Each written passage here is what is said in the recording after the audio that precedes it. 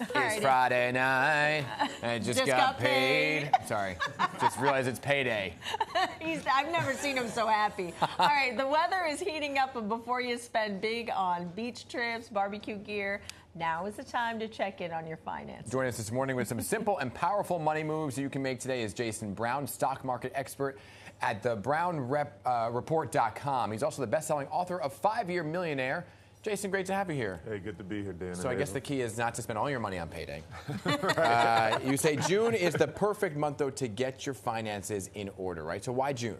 Yeah, so June is the perfect time because when you think about it like a basketball game, it's halftime. We got to half of the year, and you can look back over Q1 and Q2 and say, is my game plan working? Am I on track with the goals I set January 1st?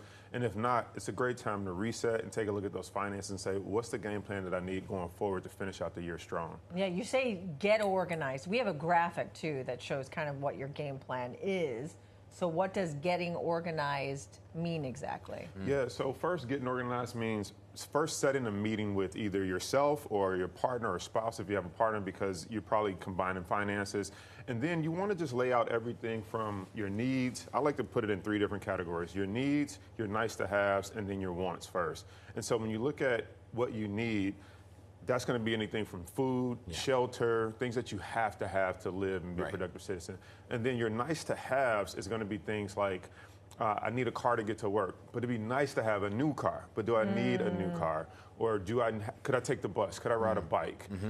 So you could, it's nice to have, it might be convenient, but you don't have to have it to get to work. And then your wants are things that, your shopping, your vacation, different things like that. But even before you get to that list, I think it's important to lay out your spending, what you bring in, and then what you spend, and then what when you lay out your finances, is only a couple categories. Is what you make, your earnings, your expenses, your investments, and your charity. But charity is things that you want to give away, but your earnings is like, this is how much I bring in, how much is going on. And it really gives you just a quick and dirty way to say, am I net negative or am I net positive at the end of the week or at the end of the month? Yeah, it's really important, though, to convince your brain that your want isn't a need.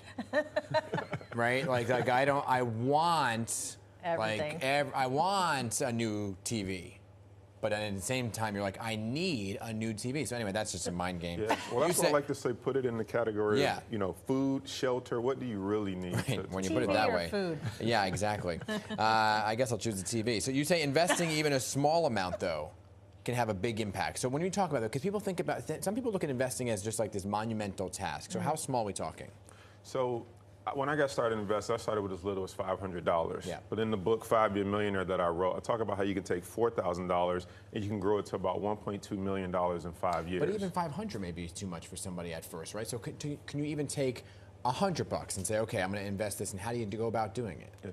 So big picture, we teach people to start with no money. And what I mean by starting with no money is, once you understand how the stock market works, which means you can paper trade, you can open what's called a virtual account and start investing and get a simulated environment to see what the experience is like buying stocks, investing in index Without funds. having the money, okay. Exactly, because once you understand the power of the money working for you and what could have been had you put real money in there, you will find the way to come up with the extra money. Yeah. And so even starting with the $100, once you start to see the power of what that could have compounded to, you'll figure out a way to make the sacrifice to get 500, 600. Plus taxes come around every single year, and most people get a refund. Yeah. Now, you also say that personal finances are emotional. They are, especially when you don't have money.